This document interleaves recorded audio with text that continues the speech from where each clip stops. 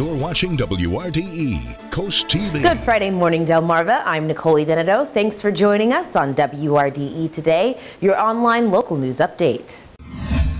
Hillary Clinton becomes the first woman to lead a presidential ticket at the Democratic National Convention Thursday. Now that the election stage is set, people around Delmarva tell us how they feel about the candidates going forward. A woman in office, we've already had an African American in office. It seemed to change and turn a lot of heads, so I think it's actually a good thing. She's just not for me. I'm not a fan. I'm not a fan at all. Delaware State Police are looking for one last suspect in a burglary case that already has 4 people in custody.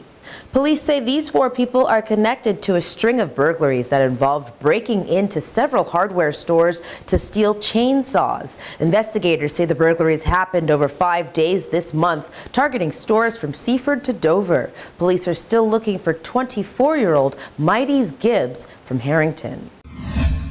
Harrington police are looking for 2 men involved in an armed robbery of a liquor store early this morning. Police say at around midnight they were called to Bridal Bit Liquors on Route 13 after 2 black men with handguns came in demanding money. Investigators say one of the employees was hit in the face. The men made off with money and alcohol. Police say the men are between 5'7" and 6'1" and around 140 to 190 pounds.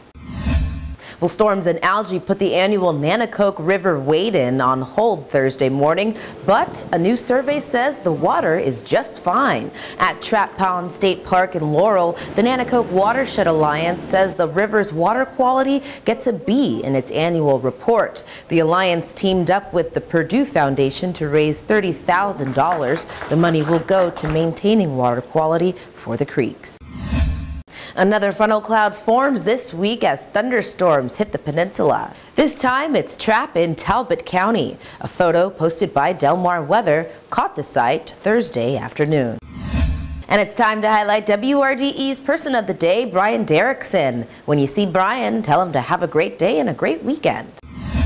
Well, that's all for your online local news update this Friday morning, but of course you know you can always tune first to WRDE.com to stay updated on all of Delmarva's news throughout the day. I'm Nicole Idenado, and thanks very much for joining me on WRDE Today. I'll see you right back here on Monday. Have a great weekend.